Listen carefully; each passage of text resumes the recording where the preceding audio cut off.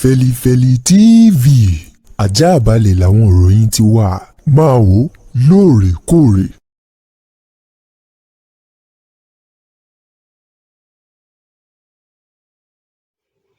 tó ọpẹ́ ní fọ́lọ́run ọba lánàá, ọba lónìí, ọba lọ́la, ọba tó mọ́ bẹ nígbà táyé bá ń jáyé, ọba yìí náà ló mọ́ ṣẹ́kù nígbà tí ò bá sáyé mọ́, ọba tó dára, ọba tó ríra ẹ̀, ọba tó ṣọlá lórí gbogbo ẹrú tó dá pátápátá, ọba tójú kan ò rí tóun rí gbogbo ohun tó dá pátápátá, ọba tó mọ kọ̀rọ̀ àti gbangba oníkálukú wa, gbogbo tó oníkálukú wa ń ṣe ń kọ̀rọ̀ pátá lọ́lọ́run mọ̀. Bẹ́ẹ̀ ni níta sì ń ṣe gbangba tó hàn sí wa báyìí, ọlọ́run tó mọ tó wà nínú ọkàn wa tá a fi ṣe nǹkan tá a ṣe ní gbangba. Ọba yìí la dúpẹ́ fún o, ọlọ́run má ṣàwá gbọpẹ́ wa, kó mọ́ wa pẹ̀lú ẹnìkọ̀ọ̀kan wa. Mo kí gbogbo ẹ̀yin olólùfẹ́ wa tẹ́ ń wá káàkiri lórí ìkànnì ìròyìn Felifeli TV pé a kú ọjọ́ méjì ọjọ́ mẹ́ta. Àánú ọlọ́run ní fi wá sílẹ̀. Èmi ọmọ yín àbúrò yín náà ni Comrade Quadri Ọláwálé. Mo tún wá sí orí ẹ̀rọ agbágbé lọ́jọ́ ti tòní láti ṣàlàyé àwọn nǹkan kọ̀ọ̀kan lórí àwọn ọ̀rọ̀ tó ń lọ lórílẹ̀‐èdè Nàìjíríà àti ní gbogbo àgbáyé pátápátá. Bẹ́ẹ̀ ni àánú ọlọ́run ní fi wá sílẹ̀. ẹ máa bá wa subscribe sí ìkànnì ìròyìn Felifeli TV pé àwa ò kí ń mọ̀mú lómù, a kì í sọ̀rọ̀ àbùkù sẹ́nì kọ̀ọ̀kan, à ń sọ̀rọ̀ bí nǹkan bá ṣe rí, a sì máa ń wá ojútùú sí i. Ó yàtọ̀ sí àwọn ètò tó jẹ́ pé ẹ máa gbọ́ tí wọn ò ní sọ̀rọ̀ bí nǹkan ṣe rí, wọn ò sì ní wójútùú sọ̀rọ̀, èpè àbí ọ̀rọ̀ àlùfàṣà ni wọ́n máa sọ. Rárá, ẹ jẹ́ á sọ ká sì wójútùú sí i. Ẹ jẹ́ kí èmi àti ẹ̀yin ká bẹ̀rẹ̀ àtúnṣe látọ̀dọ̀ wa. Tí èmi àti ẹ̀yin bá dáa, orílẹ̀-èdè táwọn ń pè Nàìjíríà máa dáa. Tí èmi àti ẹ̀yin ò bá ṣe tán àti dáa, ẹ má jẹ́ á tanra wa jẹ, Nàìjíríà ò lè dáa. Kódà tán gbé Jésù àtànábì, tán gbé wọn wá, tán ṣe vice and president, tán ní káwọn méjèèjì máa tukọ̀ lù í, táwa èèyàn náà bẹ̀ ọba ti dáa, àwọn èèyàn ò lè ṣàṣeyọrí. Òótọ́ ọ̀rọ̀ ni. Ìlú òyìnbó, Amẹ́ríkà, Canada, France, Germany tí gbogbo wa ń lọ lónìí tá à ń sá lọ, àwọn èèyàn bẹ́ẹ̀ dáa ni, wọ́n nífẹ̀ẹ́ ìlú wọn ni. Ǹjẹ́ wàá nífẹ̀ẹ́ ìlú wa Nàìjíríà? Ṣáà nífẹ̀ẹ́ ara wa débi pé a máa nífẹ̀ẹ́ ìlú wa? A nífẹ̀ẹ́ ara wa, àtàwùsá àti Ìgbò àti Yorùbá àti Fúlàní àti Tápà àti Tífì àti Niger Delta àti Middle Belt, a nífẹ̀ẹ́ ara wa. Ká tó wá sọ wípé a fẹ́ nífẹ̀ẹ́ ẹ̀yà kan, a nífẹ̀ẹ́ ara wa. Ìlóbù lọ́wọ́lọ́wọ́, Ìlóbù àti Ẹ̀rìn, ìjà ń ṣẹlẹ̀ ńbẹ̀ lọ́wọ́lọ́wọ́ ìjà ń ṣẹlẹ̀ láàrin Yorùbá sí Yorùbá nìyẹn, a nífẹ̀ẹ́ ara wa. Ifẹ̀ àti Mọdákẹ́kẹ́ kíjà wọn tó stop, ẹ mọ iye ẹ̀mí tó sùn láàrin Yorùbá sí Yorùbá, a nífẹ̀ẹ́ ara wa. Àwọn lọ́balọ́ba wa ṣé lóòótọ́ ṣé wọ́n nífẹ̀ẹ́ ilẹ̀ Yorùbá? Àwọn àfáà ṣé wọ́n nífẹ̀ẹ́ ilẹ̀ Yorùbá? Àwọn pásítọ̀ ṣé wọ́n nífẹ̀ẹ́ ilẹ̀ Yorùbá? Àwọn aláwo ṣé wọ́n nífẹ̀ẹ́ ilẹ̀ Yorùbá? Ẹ má jẹ́ á tanra wa jẹ, gbogbo wa ò nífẹ̀ẹ́ ara wa. Níbo la lọ lọ́jọ́ ti tòní? Ó ní ọ̀rọ̀ tó ń ṣẹlẹ̀ láàrin ààrẹ orílẹ̀-èdè Burkina Faso pẹ̀lú orílẹ̀-èdè Saudi Arabia, táwọn akán ti ń gbà bí gbá nǹkan míì. Àwọn ẹlẹ́sìn Ifá, Ọ̀rúnmìlà, Ṣàngó, wọ́n ti ń fojú mi wo ọ̀rọ̀ yìí. Àwọn mùsùlùmí fúnra wa, àwa náà ti ń fojú mi wo ọ̀rọ̀ yìí. Ìwòye tèmi lèmi fẹ́ sọ. Ṣé ẹ sì rí ìwòye? Ó ṣàgbà gbogbo nǹkan o. Ìwòye tó lè ṣẹlẹ̀ lọ́jọ́ iwájú, ó ṣàgbà gbogbo nǹkan. Nítorí ọjọ́ iwájú báyìí la ṣe máa ń ṣe ogun tá à ń ṣe. Gbórin tí Síkírù Àyìndé Barrister kọ ni, ó nítorí ọjọ́ iwájú àwọn ọmọ wa tó ń bọ̀ lẹ́yìn. Táàrẹ náà bá sọ̀rọ̀, ó nítorí àwọn ọmọ wa tó ń bọ̀ lẹ́yìn. Tóbi ọmọ bá fẹ́ sọ̀rọ̀, yóò nítorí àwọn ọmọ tó ń bọ̀ lẹ́yìn.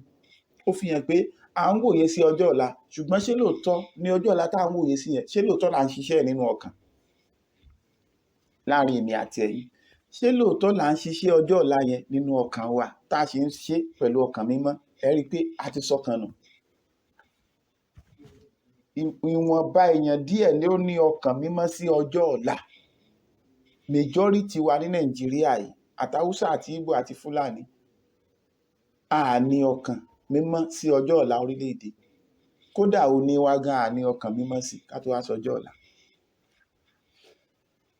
Burkina Faso, gẹ́gẹ́ bí ìròyìn tèmi tún lọ ṣèwádìí, ṣé ìròyìn ṣé òtítọ́ ni àbí àgbélẹ̀rọ? Mo rí i pé òtítọ́ ni. Síwájú ká tó lọ síbẹ̀, ta ni president Burkina Faso gan? Ọmọ ọdún mélòó ni? báwo ló ṣe dépò? Burkina Faso president Ibrahim Traoré, wọ́n bí ní ọdún 1988 March 4 1988 ni wọ́n bí Ibrahim Traoré. Ibrahim Traoré ó gba ètò ìṣèjọba orílẹ̀-èdè Burkina Faso ní ọdún 2022 ní September. Tó bá di September ọdún yìí ní ó pé 3 years tí Ibrahim Traoré tó ti gba ètò ìṣèjọba ní orílẹ̀-èdè Burkina Faso. Nígbà tí Ibrahim Traoré gba ètò ìṣèjọba ní orílẹ̀-èdè Burkina Faso, ó wà ní ọmọ 35 years. Ó wà ní 35 years. March ọdún yìí ní ó pé 38 years, ìyẹn Ibrahim Traoré. Ó ti pé 38 years ní March, wọ́n bí ní March 4 àti wà ìyẹn Ibrahim Traoré. Ó ti pé 38 years ní March, wọ́n bí ní March 4 àti wà ní March 23 báyìí. Ó ti lé ní ọmọ 38 years báyìí. Ṣùgbọ́n nígbà tó gbàjọba ó wà ní 35 years. Now, Ibrahim Traoré wọ́n di coup ni wọ́n fi gbàjọba. Ní kété tó di president orílẹ̀-èdè Burkina Faso, ó gbé àwọn ìgbésẹ̀ tó láàmìlaka ní interest Thomas Sankara tí wọ́n pa nígbà tó náà jẹ́ ààrẹ ológun ní orílẹ̀-èdè Burkina Faso tí Fẹlá lọ kọrin fún ní àwa tá a bá ń tẹ̀lé ìtàn. Ní kété tó gba ìṣèjọba orílẹ̀-èdè Burkina Faso, Ibrahim Traoré ó lé àwọn Faransé kúrò lórílẹ̀-èdè wọn. Ó láwọn ò fẹ́ ìjọba Faransé mọ́. Ṣé mọ̀ pé Faransé ló ń control Sahel country ní Niger, Burkina Faso, Mali, àwọn Sahel nìyẹn. Àwọn French speak country àwọn ni Sahel. Ó lé wọn kúrò. Ó gba ètò ìṣèjọba Burkina Faso fully pẹ̀lú ẹ̀mí pé òun fẹ́ sin ìlú, tí a dẹ̀ ń rí orí pa yí pé ó ń sin ìlú. Lẹ́nu ọjọ́ mẹ́ta, Ibrahim Traoré ó yí aṣọ àwọn adájọ́ orílẹ̀-èdè Burkina Faso, ó yí aṣọ wọn padà kúrò ní tàwọn òyìnbó amúnisìn, ó yí padà sí ti ìbílẹ̀ wọn, aṣọ ìlú wọn. Ibrahim Traoré ó kọ́ gold refinery, ibi tí wọ́n ti máa refine gold ní orílẹ̀-èdè Burkina Faso. Ó kọ́ nígbà tó yọ ọwọ́ Faransé tán máa kó gold wọn lọ, ó yọ wọn kúrò láwo, ó ń fúnra ẹ̀ control gold wọn. Wọ́n sì ti kọ́ gold refinery tí wọ́n ti máa refine gold. Níbo ni ẹ̀yin ti ní refine gold ní Nàìjíríà? Ìbéèrè àkọ́kọ́ nìyí. Ẹlẹ́ẹ̀kẹta, ẹ rí pé méjì ni mo ti kà. Ó yí aṣọ wọn padà, aṣọ àwọn adájọ́ wọn ó yí padà sí ti ìbílẹ̀ wọn. Ó wá kọ́ gold refinery. Ẹlẹ́ẹ̀kẹta, Ibrahim Traoré ó lo àwọn prisoner wọn, àwọn ẹlẹ́wọ̀n wọn, ó lò wọ́n láti ṣe agriculture. Nígbà tó kó equipment ìgbàlódé wọlé láti fi ṣe agriculture, ó wá lo àwọn ẹlẹ́wọ̀n wọn láti dá oko. Ó wá kọ́ tomato factory tí wọ́n ti ń produce tomato tó pọ̀ yanturu. Ó di méjì. Níbo ni ti ààrẹ wa wà ní orílẹ̀-èdè Nàìjíríà? Gbogbo àwọn ààrẹ tá a ti ní. Ṣé ẹ mọ̀ pé lẹ́nu ọjọ́ mẹ́ta làwọn iléeṣẹ́ kan move kó Nàìjíríà? Ó di méjì. Ẹlẹ́ẹ̀kẹrin ẹ̀wẹ̀, Ibrahim Traoré ó reduce the cost of àwọn tó wà níjọba bí àwọn senator rep gbogbo ẹ̀, ó reduce owó wọn. Ó wá increase owó àwọn òṣìṣẹ́ ìlú. Ààrẹ Bọ́lá Ahmed Tinubu, ààrẹ Olúṣẹ́gun Ọbásanjọ́, ààrẹ Umaru Musa Yar'Adua olóògbé, ààrẹ Goodluck Jonathan, ààrẹ Muhammadu Buhari. Ṣẹ́yìn reduce owó àwọn senator, ṣe reduce owó rep, ṣe reduce owó governor, ṣe reduce owó ààrẹ, ṣe reduce gbogbo àwọn allowances burúkú yín tẹ̀ ń gbà, ṣe reduce ẹ̀, ṣe increase owó àwọn òṣìṣẹ́? No, ó jẹ́ mẹ́rin. Ẹlẹ́ẹ̀karùn-ún, ààrẹ Burkina Faso tún kó àwọn equipment wọlé láti fi ṣe ọ̀nà lóríṣiríṣi lórílẹ̀-èdè Burkina Faso. Ọ̀nà ń lọ lọ́wọ́. Ẹlẹ́ẹ̀kẹfà, ààrẹ Burkina Faso ti launch fóònù tiwọn, local phone, wọ́n ti launch ẹ̀. Ààrẹ Burkina Faso ti launch ibi tí wọ́n ti máa ṣe electric car tí ò ní sí pé Elon Musk wá ń dà wọ́n láàmú mọ́. Bátìrì tá a mọ̀ fi ṣe, ẹ mọ̀ pé ilẹ̀ Abdullahi ló wà, bátìrì tá a fi ṣe ilẹ̀ adúláwọ̀ ló wà, ó ti lọ́ọ̀nṣẹ́, ó ṣẹ̀ tí wàá lọ́ọ̀nṣì aeroplane tí wọ́n factory ẹ̀ tí wọ́n máa ṣe ti yín dà Nàìjíríà. Ẹ ti gbàgbé ti Addis Rika tó lọ gbé aeroplane Ethiopia tó gbé wá sí Nàìjíríà tó kún lọ́dà Nàìjíríà. Ẹ ti gbàgbé láyé tó ṣe jẹ́ Muhammadu Buhari. Fine. So tá bá fẹ́ búyàn àbí tá bá fẹ́ sọ̀rọ̀ ká kọ́kọ́ wádìí ká wo ipe ṣé kíní kí la lè fi wé now. Bákan náà ẹ̀wẹ̀ ààrẹ Burkina Faso ń bíùdì ilé lọ lọ́wọ́lọ́wọ́. Ó yẹ kí mọ gbogbo nǹkan wọ̀nyí hàn lójú screen bọ́ mi ò ráyè kó ní kálukú ẹ jẹ́ á lọ ṣèwádìí wa. Ó ń bíùdì àwọn ilé lọ lọ́wọ́lọ́wọ́ fún aráàlú ní Burkina Faso. Ṣé ẹ mọ̀ pé àwọn ilé ti wá ń bí, àwọn ilẹ̀ tó jẹ́ ilẹ̀ ìjọba ti wá ń bí. Ṣé ẹ mọ̀ pé àwọn tó wà ní ministry ni wọ́n tún approve ẹ̀ fún àwọn aráàlú tí wọ́n ń kọ́lé sí lọ́nà tí ò tọ́. Tíjọba kan bá wá dìde tó bá ń wọlé yẹn á níjọba yẹn burú. Àbí bẹ́ẹ̀ kọ́, bó a ti gbà wípé àwọn tó wà ministry àwọn náà approve ilẹ̀ yẹn fáwọn èèyàn tí wọ́n ń rà lọ́nà tí ò tọ́. Bó ti jẹ́ pé ìjọba náà ṣàmójútó tó yẹ ká ṣàmójútó, bọ̀ mo ti béèrè síwájú, ṣé gbogbo wa la nífẹ̀ẹ́ ìlú yìí? Ṣé gbogbo wa la nífẹ̀ẹ́ ìlú yìí? Lọ́wọ́lọ́wọ́ ó ń kọ. Ààrẹ Burkina Faso ó invite Russia wá bá train àwọn ọmọ ogun. Ẹ rí pé gbogbo àwọn ISIS gbogbo ó invite Russia wá bá train àwọn ọmọ ogun. Ẹ rí pé gbogbo àwọn ISIS gbogbo oríṣiríṣi burúkú tó ń jà ní Burkina Faso tẹ́lẹ̀ gbogbo ẹ ti lọ́lẹ̀.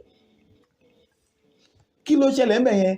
Wọ́n kọ́kọ́ rí sáìn pé ààrẹ Burkina Faso nífẹ̀ẹ́ ìlú, ó fẹ́ ṣèlú. Àwọn aráàlú wá rí pé ẹni ìfẹ́ ṣèlú dandan ni ká sọpọ́ọ̀tì ẹ̀. Aráàlú wá sọpọ́ọ̀tì ẹ̀ lọ, ó wá ń ṣàṣeyọrí. Mo fi béèrè lọ́wọ́ pé ṣáà nífẹ̀ẹ́ ìlú ìṣá? Àwọn aráàlú ṣáà nífẹ̀ẹ́ ìlú? Torí tílù yóò bá dáa aráàlú ni ò dáa. Tílù ìbá dẹ̀ dáa aráàlú ló dáa. Ṣáà nífẹ̀ẹ́ ìlú yìí? Náà ká padà sórí ti Saudi àti Burkina Faso tá ń gbà. Mo ti rí àwọn àfáà kan tán bú àwọn àfáà, mo ti rí àwọn aláwo tán bú àwọn mùsùlùmí, mi ò rí ti Christian. Mo sì ti rí àfáà kan náà tó ń bú Burkina Faso. Yes, àsòtọ̀rọ̀. Mo ti rí àfáà kan tó ń bú Burkina Faso. Now kí wọ́n á bẹ̀rẹ̀ látorí aláwo tó ń bú àwa mùsùlùmí wípé káwo Burkina Faso. Now Ibrahim Traore ó ní kí orílẹ̀ Saudi Arabia kán wá kọ́ school, kán wá kọ́ hospital, kán wá kọ́ company. Ṣé àwọn káwọn company tí wá ń bí ìjọba ló ní access láti invite àwọn investors látòkèrè wá sílé? Yes, káwọn kọ́ lọ́mọ yẹn dájú náà ká tó bú anybody. Ẹ jẹ́ káwọn kọ́ wò pé ta ló ní agbára láti invite àwọn investors. Ẹ rí pé ìjọba ni number 1. 2, ìjọba tún wá lágbára àti produce àwọn environment tó rọjú, kétò ààbò wà, kíná wà, kómi wà, kọ́nà wà. Ìjọba ló lágbára gbogbo nǹkan yẹn. Tí ò bá sáwọn nǹkan yẹn àti invite àwọn investors wá sórílẹ̀-èdè ó mọ difficult nítorí kò sáwọn nǹkan wọ̀nyẹn. Ṣé tí mo wá dárúkọ ìṣọ́nà wà Nàìjíríà? Ṣé omi wà? Ṣé iná wà? Ṣé security wà? Ìbéèrè nìyẹn fẹ́yìn tẹ́ bá fẹ́ bú àwọn àfáà àbẹ́yìn tẹ́ fẹ́ bú Muslim. Ẹ kọ́kọ́ bú ìjọba, ẹ kọ́kọ́ direct ọ̀rọ̀ sí ìjọba lágbọ̀n ti bẹ̀ yẹn. Now ẹ wá wà àwọn ọmọ wa tán wá invest sílé. Very Dark Man ń gbé kinní kan jáde, mo rí níbi tí mọ́ nìkan ti wá invest àwọn ohun àlùmọ́ọ́nì oríṣiríṣi sórílẹ̀-èdè Nàìjíríà tó dẹ̀ jẹ́ pé bank àti ìjọba wọ́n dẹ̀ ń threat mọ́ nìyẹn, wọn ò jẹ́ kó rí nǹkan yẹn ṣe successfully. Kí Very Dark Man tó wá jáde kó tó wá show ẹ̀ sí gbogbo ayé. Ìbá lo fídíò yẹn náà bọ̀ mi ò ráyè. Ẹni tó bá wù ẹ lọ wo àwọn page ẹ bá àwọn nǹkan tí mo sọ ẹ bá ń bẹ̀. That same Very Dark Man ló tún lọ sí China tó tún lọ collaborate pẹ̀lú àwọn China látàrí pé bá ṣe dupe ọmọ China yẹn pẹ̀lú ọjà ẹ̀ ó tún lọ àtọmọ Nàìjíríà tí wọ́n dupe wọn náà òun ló tún lọ. Ṣé ẹ mọ̀ pé ojúṣe ìjọba nìyẹn? Kí nìdí tá a fi ní foreign minister? Ṣé ẹ mọ̀ pé ojúṣe ìjọba nìyẹn? Ìjọba fojúṣe wọn lẹ̀ wọn ò ṣe é. Ẹni tí a dìbò fún ló ń ṣe gbogbo nǹkan yẹn. Kó mọ yé wa ni o, torí àwọn ọ̀rọ̀ mo rí pé a máa ń sọ̀rọ̀ a kì í wo bí nǹkan ṣe rí, a kàn sọ̀rọ̀ bó dáa ká mọ bí nǹkan ṣe rí, ká dẹ̀ mọ ibi tí lapses nǹkan yẹn wà, ta ló kọ̀ sí ẹ̀, ká tó máa ṣe àwọn tá a bá fẹ́ ṣe àbí ọ̀rọ̀ tá a bá fẹ́ sọ. But mo rí pé majority àwọn tó máa jáde ní social media wọn kì í wò wọn kì í think deeply pé kí ló fa nǹkan báyìí tó fi ṣẹlẹ̀ báyìí, wọn kì í wò. Now ẹ rí i pé Burkina Faso president ní ìjọba Saudi wá bá, wọn wá bá individual.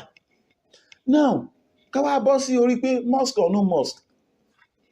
Lóòótọ́ ara àwọn àfáà tó ló ń gba mosque wá, ẹ rí i pé individual ni wọ́n lọ. Àfáà tó bá lọ sọ pé òun fẹ́ gbé ìjọba Saudi wá invest sí Nàìjíríà, ó mọ difficult. Ẹ jẹ́ àsòtọ̀rọ̀ fúnra wa. Ṣé lóòótọ́ la wá nídìí mosque sí Nàìjíríà? No, a nídìí mosque mọ́, a nídìí church. Bíjọba Burkina Faso ṣe, a nídìí church mọ́, a nídìí mosque. Because a lè provide mosque fúnra wa, a lè provide church fúnra wa. But ìjọba tó mọ build the environment tó rọjú fáwọn foreign investors, ìjọba ò ṣe é. Ẹ wo tí ojú Dangote rí lórí pé ó fẹ́ kọ́lé epo, àmọ́ pé jàǹbá ló náà ń ṣe o, kò fẹ́ fún aráàlú o, jàǹbá ni o, ó kàn fi bojú pé òun ń fẹ́ fún aráàlú ni o, jàǹbá ló ń ṣe fún wa o, seriously, jàǹbá ni Dangote ṣe fún wa, bó ibẹ̀ yẹn kọ́ là ń lọ, torí kò sí nǹkan Dangote tó rọjú. Tí Dangote bá kọ́ ọmọ bísínẹ́sì kan Nàìjíríà, bísínẹ́sì yẹn ò lè rọjú. Láti ìjọ́ tó náà ti yọ owó kò lórí sìmẹ́ǹtì, ṣé sìmẹ́ǹtì wálẹ̀? Kò mọ̀ wálẹ̀, ẹja kò lórí tìyẹn. Náà ìjọba ló lágbára àti produce environment tó rọjú, ìjọba ni. Bọ́ àmọ̀ràn tèmi fáwọn àáfàá ni wípé ẹ̀yin àáfàá yìí, mo ti sọ síwájú pé ẹ̀sìn kọ́ ló kọ́ wa níwà burúkú, àti Christian àti Muslim àtàláwo àtònífà àtọlọ́runmìlà. Ẹ̀sìn tó bá ti kọ́ wa níwà burúkú tẹ̀dẹ̀ sọ pé ẹ̀sìn yín ni, kì í ṣẹ̀sìn. Torí mi ò gbà pé ẹ̀sìn kan kọ́ wa níwà burúkú, àti Christian o, àti Muslim o, àtọ̀runmìlà o, àti Ifá o, àti Ṣàngó o, kò sílé tó kọ́ wa níwà burúkú ń bẹ. Àfẹ̀yìn tí ẹ bá níwà burúkú fúnra yín tẹ́ fẹ́ wù. According to my research, yes. Ìwà burúkú tá à ń wù nú ẹ̀sìn, ìwà àti Christian àti Muslim àtàláwo àtònífà àtọlọ́runmìlà. Ẹ̀sìn tó bá ti kọ́ wa níwà burúkú tẹ̀dẹ̀ sọ pé ẹ̀sìn yín ni, kì í ṣẹ̀sìn. Torí mi ò gbà pé ẹ̀sìn kan kọ́ wa níwà burúkú, àti Christian o, àti Muslim o, àtọ̀runmìlà o, àti Ifá o, àti Ṣàngó o, kò sílé tó kọ́ wa níwà burúkú ń bẹ. Àfẹ̀yìn tí ẹ bá níwà burúkú fúnra yín tẹ́ fẹ́ wù. According to my research, yes. Ìwà burúkú tá à ń wù nú ẹ̀sìn, ìwà wa ni, kì í ṣẹ̀sìn. Ẹ jẹ́ ká máa ya kínní, ẹ jẹ́ ká máa là á, torí ẹ ti ń kì í tara ẹ̀sìn, ẹ ti ń kì í bọ̀. Tán bá attack ẹ̀sìn yín, ẹ̀sìn ní kẹ́yìn náà attack. Àwọn tó attack ẹ̀sìn yín ní kẹ́yìn náà attack. Ẹ má attack ẹ̀sìn yẹn.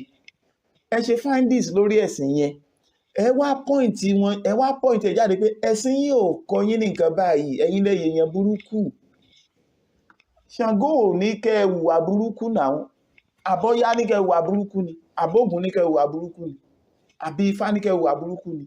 Bẹ́ẹ̀ náà l'Ànábì ò sọ pé ká hùwà burúkú, Islam ò dẹ̀ sọ pé ká hùwà burúkú, Jésù náà ò dẹ̀ sọ pé ká hùwà burúkú, Christian náà ò dẹ̀ gbé wà burúkú wá. Àwa tá a wà nú ẹ̀ la níwà burúkú dání. Yes, that's the truth. Truth tó fojú hàn nìyẹn. Now, ẹ̀yin àfáà, ìwà àbàjẹ́ tó ń ṣẹlẹ̀ nílùú ẹ contribute sí. Ẹ̀yin pastor, ìwà àbàjẹ́ tó ń ṣẹlẹ̀ nílùú ẹ contribute ń bẹ. Ẹ̀yin aláwo, ìwà àbàjẹ́ tó ń ṣẹlẹ̀ nílùú ẹ contribute ń bẹ. Yes, tó pọ̀. Because tẹ́ bá wo time election, àwọn àfáà wọn á ní ẹni tó support. Àwọn àfáà lè pinra wọn sọ, ààrẹ ẹni tó support PDP, ẹni tó support APC, ẹni tó support Labour Party. Torí kí lẹ jẹ́ support wọn? Is it because of ìlú or because of yourself? Tẹ́ máa wọlé tán, èwo lẹ́lẹ́nu láti bá sòótọ́ ọ̀rọ̀ nu gbogbo wọn? Kò sí. Rahman tó górí èèyàn ní kinní, ó ṣí ní náà. Pásọ̀ tá a bá tó mú èèyàn, ó ṣí ní náà. Aláwo tá a bá tó ń lo èèyàn, ó ṣí ní náà. Ta ló jẹ́ kó ṣì ràn ní àwùjọ wa? Government. Táwa ni government, we. Àwa ni government. Government ló spread òṣì, àwa ni government. So why? Tí Ibrahim Traore, ẹ wo bí mo ṣe júwe ẹ̀, 35 years. ẹ wá wà ààrẹ tiwa, kí ni èjì ààrẹ tiwa? Ibrahim Traore ni second youngest president ní gbogbo àgbáyé. Kí ni èjì ààrẹ tiwa? Kí ni criteria táwa fi dìbò yan ààrẹ táwa ní lónìí Nàìjíríà?